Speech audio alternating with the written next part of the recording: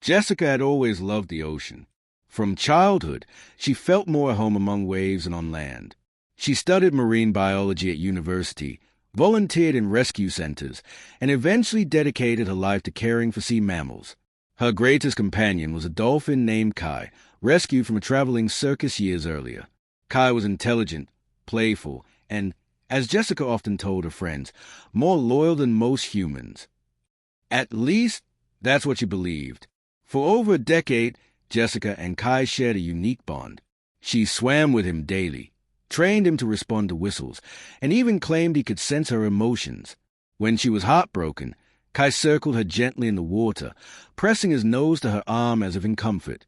When she laughed, Kai would leap into the air, splashing her with joy. Friends teased her for speaking about him like a family member, but Jessica always replied, "He's not a pet, he's my partner." But the sea is not a place for easy trust. Signs ignored. In the months before it happened, there were small warnings.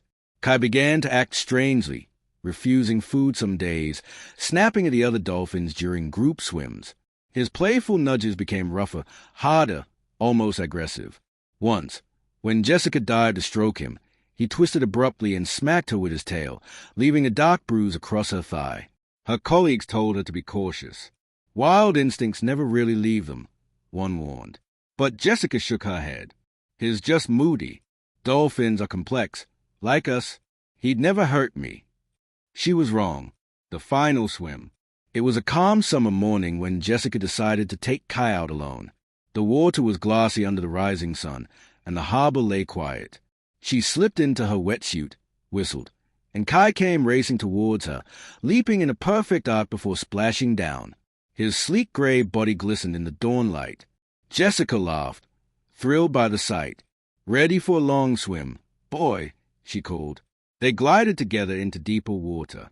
For a while, it felt like every other morning, Jessica stroking his dorsal fin as he pulled her effortlessly forward.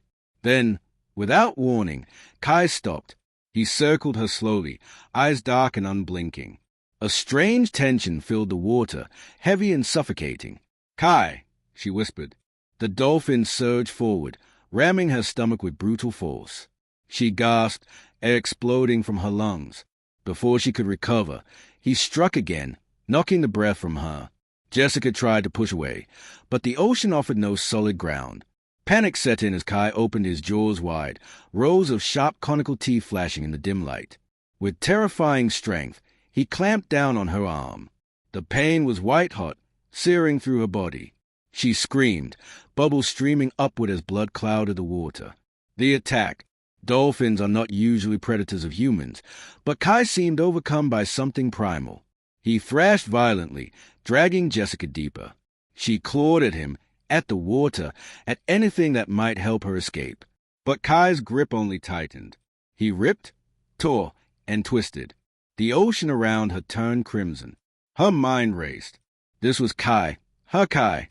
The same dolphin she had fed, trained, and sung to. The same dolphin she had trusted with her life.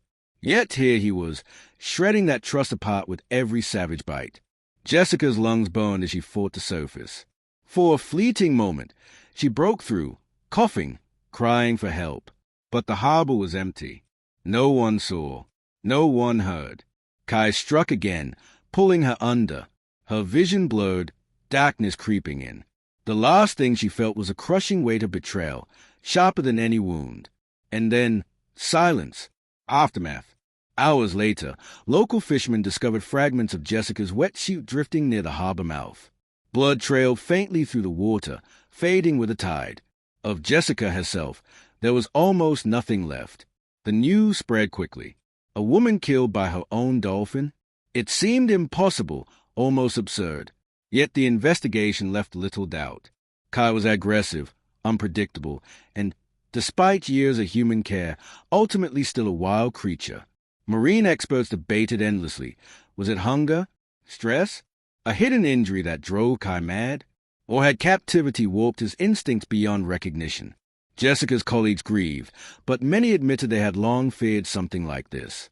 She trusted him too much, one whispered. She forgot that love doesn't tame the sea. Legacy. In the weeks that followed, her story became a warning told in marine parks and aquariums worldwide. Posters appeared reminding trainers and divers, respect the wild, trust only so far. Kai was relocated to a secure enclosure, isolated from other dolphins. Some argued he should be euthanized, but others insisted he was simply following instincts. After all, Jessica herself had once said, they are not pets, they are predators with smiles. In a haunting way, her words proved true. A cautionary tale.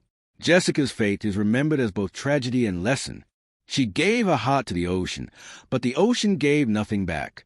To many, her story embodies a fragile line between human affection and wild instinct. Kai, the dolphin who once symbolized loyalty, became a reminder that no matter how close we think we are to nature, it will never truly belong to us. And so, the harbor where Jessica vanished remains eerily quiet. Locals say that on some mornings, when the sun rises and the tide is calm, a lone dolphin can be seen circling the water. Some swear it's Kai, waiting for the woman who never returned. But the truth is far darker. Jessica's pet dolphin turned on her and ate her alive.